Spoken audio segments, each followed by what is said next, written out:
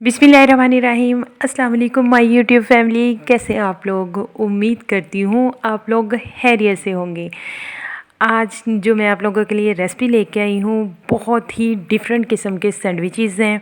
आपने बहुत से सैंडविचेज़ ट्राई किए होंगे, लेकिन ये one of the best sandwich है। तो इससे पहले हम अपनी रेसिपी की तरफ बढ़ें, वीडियो को लाइक शेयर और चैनल को सब्सक्राइब करना तो बिल्कुल भी ना भूलिएगा। तो चलें जी, स्टार्ट करते हैं। सबसे पहले जी मैंने लिए हैं चिकन बोनलेस के क्यूब्स लिए हैं। इन्हें नमक डाल के पानी में बॉयल होने के लिए रख दिया था। जितनी देर ये बॉयल हो रहे थे उतनी देर जी मैंने लिया है शिमला। ठीक है, इसको मैंने जूलियन कट में काट लिया है, लेकिन जूलियन कट में मैंने बहुत ज़्यादा बड़ी नहीं ली है, बहुत छोटी छोटी ली हैं। और इसके बाद जी मैंने लिया है गाजर को भी मैंने कर लिया है जूनियर कट में। फिर जी मैंने लिया है प्याज को भी मैंने कर लिया है जूनियर कट में। इसको कट करके एक साइड पे रखेंगे जब तक ये कट हो रहे थे। तो हमारा जो चिकन है, वो जो मैंने चिकन बॉयल होने के लिए रखा था वो बॉयल हो चुका है। अब इसको उतार लेंगे और इसके करेंगे रेशे। पैन लेंगे, पैन में 2 से 3 टेबलस्पून ऑयल के लेंगे। ऑयल लेने के बाद इसमें जूलियन कट किया हुआ जो प्याज है इसको करेंगे शामिल करने के बाद इसको हल्का सा सौते करना है। 1 टेबलस्पून जो है वो तकरीबन मैंने अदरक और लहसुन का पेस्ट जो है वो इसमें शामिल करूँगी। प्याज जो है सौते होने के बाद मैंने इसमें शामिल करने के बाद 20 से 30 सेकंड के लिए मैंने इसको फ्राई करना है। और इसके साथ ही मैंने जो चिकन है बॉयल किया हुआ वो इसमें रेशे करके छोटे छोटे बिल्कुल वो इसमें शामिल कर दूँगी। शामिल करने के बाद मैंने इसको तकरीबन 2 से 3 मिनट के लिए फ्राई होने के लिए रख दिया था। फ्राई हो गया था, फिर मैंने जूलियन कट की हुई जो गाजर है वो इसमें और शिमला वो इसमें शामिल कर दी। और इन दोनों को हमने सिर्फ 20 से 30 सेकंड के लिए फ्राई करना है, क्योंकि अगर मैं इसको ज़्यादा फ्राई करूँगी तो गाजर तो ठीक है उसका क्रंच बाकी रहेगा, लेकिन शिमला का जो क्रंच है वो बाकी बिल्कुल भी नहीं रहेगा। तो यहाँ पे जी मुझे लग रहा है हम जो मेरी सब्ज़ियाँ हैं वो ऑलमोस्ट फ्राई हो चुकी हैं। अब मैं इसमें स्पाइसेस ऐड करूँगी। 1 टीस्पून जो है वो मैं इसमें सॉल्ट, 1 टीस्पून जो है वो इसमें ब्लैक पेपर ऐड करूँगी। अगर आप बड़ों के लिए बना रहे हैं तो आप चिली पाउडर का भी इस्तेमाल कर सकते हैं या चिली फ्लेक्स का भी इस्तेमाल कर सकते हैं।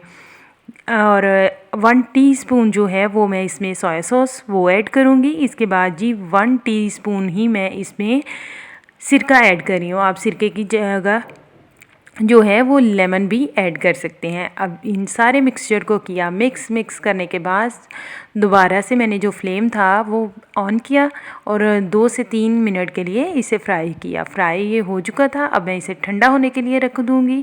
जब तक ये ठंडा होता है तब तक जी मैंने बॉयल पोटैटोज़ लिए हैं, इन्हें छोटे छोटे क्यूब्स में काट के और पानी में नमक डाल के इन्हें बॉयल होने के लिए रख दिया था। ग्रेट करेंगे। अब इसको ग्रेट किया हुआ जो आलू है वो बहुत ही अच्छा रहेगा इसके लिए, इस रेसिपी के लिए।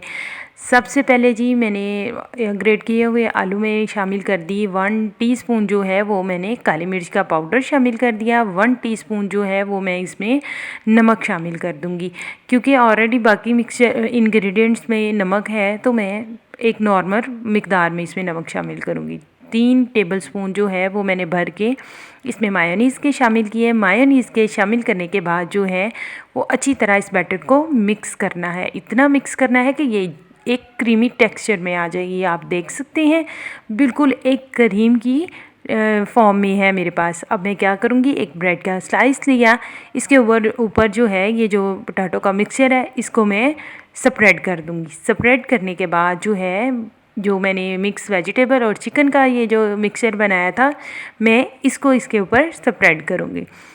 स्प्रेड करने के बाद जो है अब इसमें मैं शामिल करूँगी, मैंने चूँकि नॉर्मल जो है मैंने ज़्यादा इसको स्पाइसी नहीं बनाया, मैंने नॉर्मल बनाया, तो मैं इसमें केचप ऐड करूँगी। आप चाहें तो चिली सॉस भी ऐड कर सकते हैं इसमें।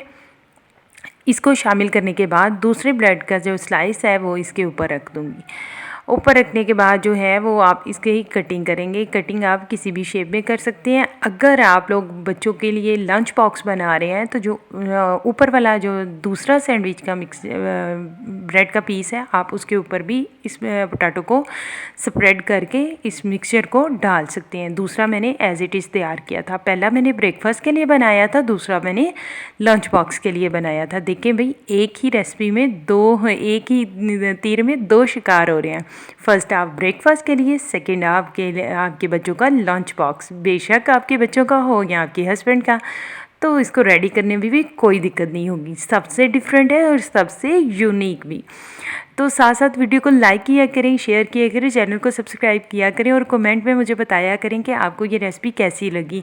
और अगर आप इससे रिलेटेड मुझसे कोई भी क्वेश्चन करना चाहते हैं तो आप वो भी कमेंट में मुझसे पूछ सकती हैं।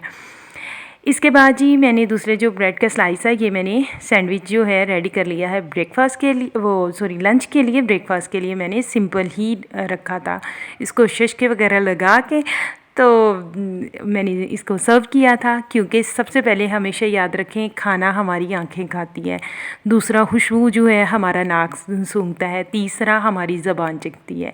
होप सो आज की वीडियो आपको बहुत ही अच्छी